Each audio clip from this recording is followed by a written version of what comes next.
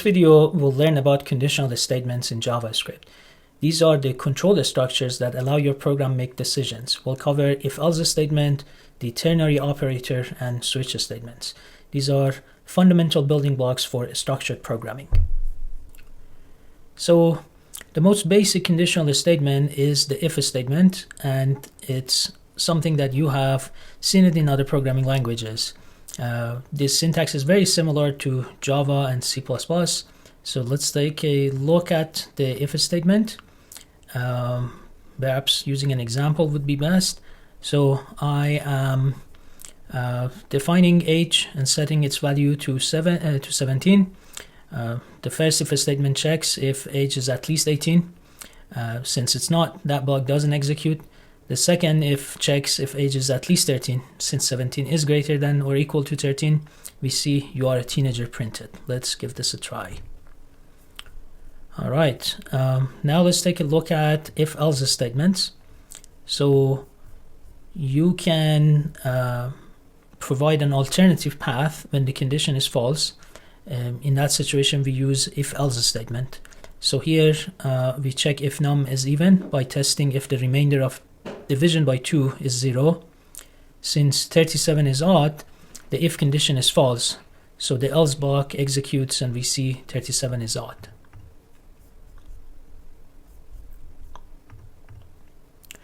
We can nest if statements inside one another to check multiple conditions. So here's an example of it again. First we check if age is at least 13. If it is, then we check if it is at most 19.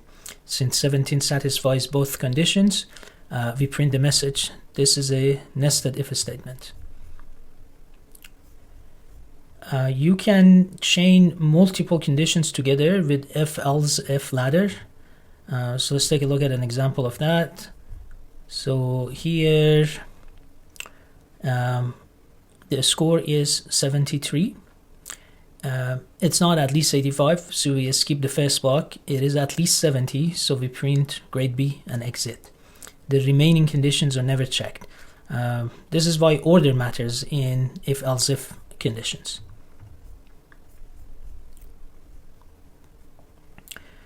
Okay, now let me make a note about the use of curly bracket. If you are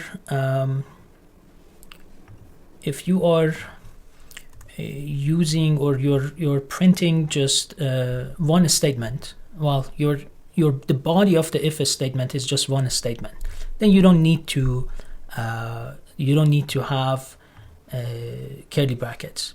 However, you got to be careful with this because sometimes you may end up inadvertently writing code that that is not going to exemplify the flow that you had meant in your mind. Let me show you an example of this. So here, maybe what I want to write is if age is greater or equal to 13, then go and do this. Otherwise, just right away reject it and say you're not a teenager. However, and you kind of, if you look at it, you're like, okay, this is just one statement, so I don't have to put curly brackets around it.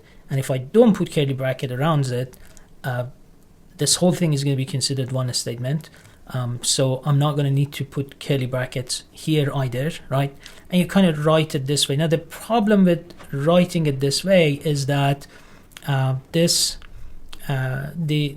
else block is going to be paired with the closest if.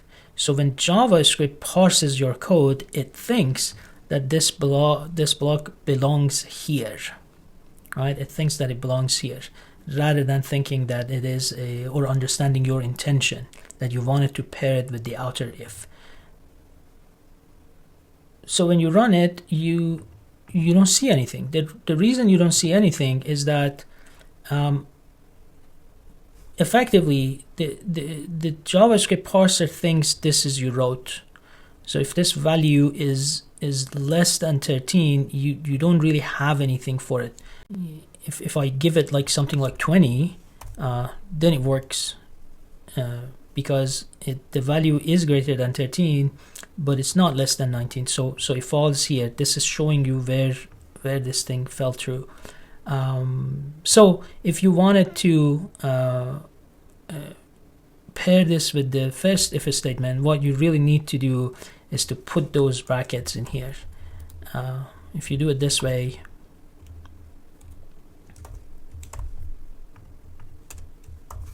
I'm going to change that to 12. Now this is going to work the way you want it. All right, let me show you the ternary operators. So here's an example of it.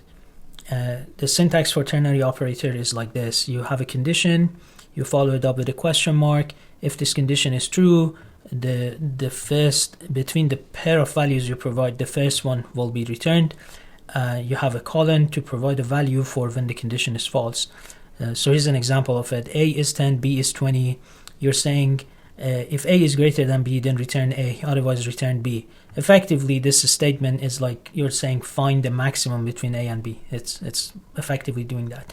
So you run it and you say the max between these two values is 20.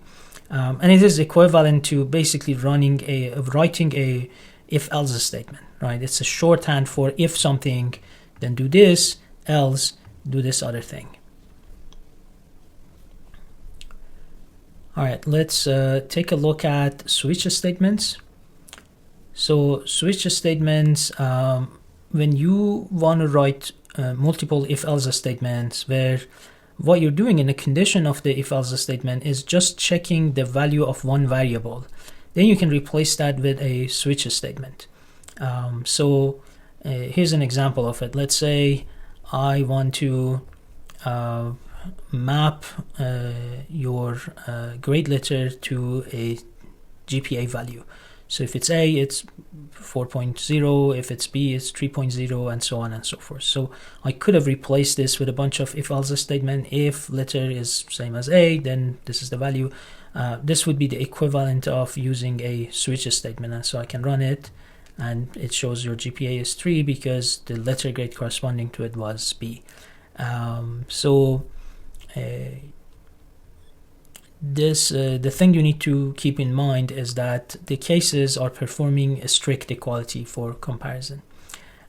So here I'm also showing you the break statement.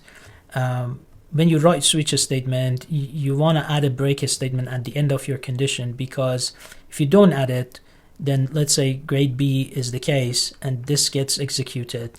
This may fall true, and if you don't break it at this point, other cases may get executed as well.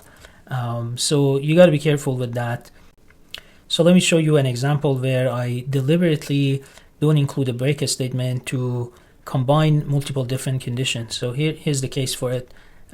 So let's say Saturday and Sunday, right? Both of these cases will end up being weekend.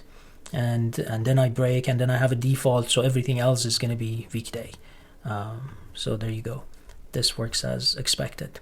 And this also brings us to talk about the default case. The default is like a final else in a if statements. So you would want to include it. It's not required, but it's considered a good practice to include it. So here is another case. I am considering you have some grade, and depending on that grade, I want to say whether you passed the course or you failed the course. And there's a default that helps me with error handling. If accidentally I entered something that's not a valid grade, I want to have a reasonable default set for a status. So in this case, if I accidentally, let's say, added grade to be X, and I run this, then it says this is an invalid grade. All right, so let's put this slide up when to use each one of them. So if else, general purpose, complex condition. Ternary, very common if you have simple if else blocks. And switch statement is particularly useful if otherwise you would have had a if statements that you're comparing just the value of one variable to a bunch of different options. So we covered conditional statements in JavaScript in this video. These are the selection structure in structured programming. In the next video, we're going to be exploring loops and iteration.